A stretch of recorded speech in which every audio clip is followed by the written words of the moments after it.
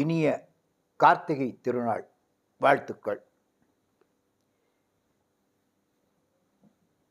அன்பே தகழியா ஆர்வமே நெய்யாக இன்புருகு சிந்தை இடர்திரியா. இருக்கட்டும். நீங்கள் அகல் விளக்கை பார்த்திருக்கிறீர்களா? அது பரந்த குழி ஒன்று இருக்கும். அதில் எரிபொருளான எண்ணெயை இருக்கும். அதற்கு திரியும் இருக்கும் அல்லவா? இப்பொழுது நான் கேட்கிறேன், பாத்திரமான விளக்கு அவசியமா? எரிக்கப்படுவதற்கு எரிபொருளான எண்ணெய் அவசியமா? இல்லை, இரண்டையும், அதாவது எண்ணெய் தங்கியிருக்க விளக்கு அவசியமா? இரண்டும் இருந்தாலும் இணைக்கப்பட்ட திரி அவசியமா? இவை மூன்று இருந்தாலும் வெளிச்சம் வருமா? அந்த திரியினை பற்ற வைக்க நெருப்பு வேண்டாமா? ஆக நெய்க்கு தொன்னை ஆதாரமா, இல்லை தொன்னைக்கு நெய் ஆதாரமா என்ற கேள்வியைப் போல விளக்கு எரிய எதெல்லாம் தேவை? விளக்கு, எண்ணெய், திரி, நெருப்பு, பற்ற வைக்க ஒரு சக்தி. இவையெல்லாம் இருந்தால்தான் விளக்கு எரியும். ஆனால் அகல் விளக்கு அன்பாக எடுத்துக்கொள்ள வேண்டும். எண்ணெய் ஆர்வமாக எடுத்துக்கொள்வோம்.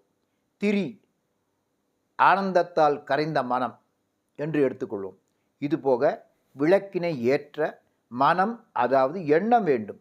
மனம் ஒரு நெருப்பு என்று கொள்ளலாம். எண்ணங்கள் ஆரம்பித்தால் அந்த எண்ணங்கள் பரவிக்கொண்டே இருக்கும். எனவே இதை நெருப்பு என கொள்ளலாம். இன்னொரு உதாரணம் கூறுகிறேன். எண்ணங்கள் எவ்வளவு வேண்டுமானாலும் இருக்கலாம், வானளவுக்கும் வரலாம். எப்பொழுதும் சிந்தித்து கொண்டே இருப்பதே ஒரு எண்ணம் அல்லவா? அதனால் அது பரவிக்கொண்டே இருக்கிறது. எண்ணங்கள் இரவு கனவு வந்தால் கனவிற்கு விடிவு உண்டா? ஒரு நாளும் கிடையாது.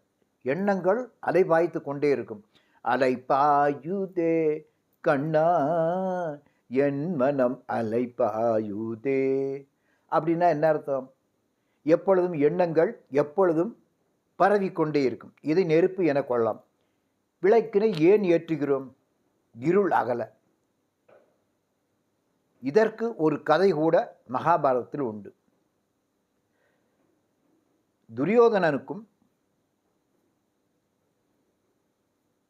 பாண்டவருக்கும் ஒரு போட்டி வைத்தார்கள்.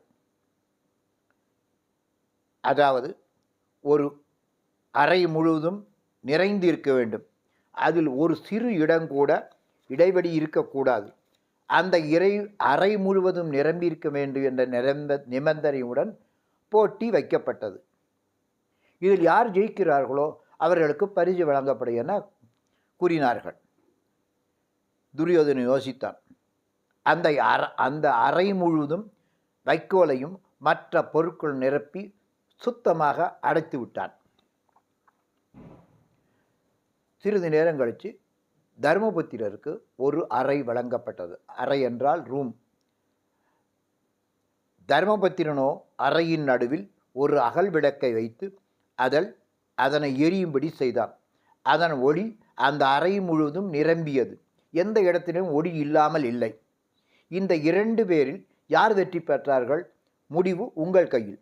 ஆக நமது அறிவும் குண்டிலிட்ட விளக்கு போல ஒளிர வேண்டும். இந்த ஒளிக்கு உருவம் உண்டா? இல்லை. அதன் முன் ஒரு பொருளை வைத்தால் அதன் மேல் படும். ஆனால் அதன் பின் நிழலான இருட்டும் நிலவும்.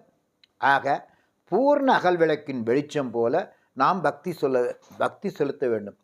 திருவண்ணாமலையில் இன்று மலையில் தீபஜோதி ஏற்றப்பட்டது. சிவாய நமஹா என்று கூறுவோருக்கு அபாயம் ஒரு நாள் இல்லை. என்ன நேயர்களே, என்னுடைய கருத்து இன்றைக்கு கதம்ப மஞ்சள் தலைப்பின் கீழ் விளங்கியது உங்களுக்கு பிடித்திருந்தால் என்னை பாராட்டும் முகமாக இதை கேட்கவும், என்னுடைய வீடியோவை பார்ப்பதற்கு உங்கள் விருப்பத்தையும் தெரிவிக்கவும். ஓம் நமச்சிவாய. Thank you.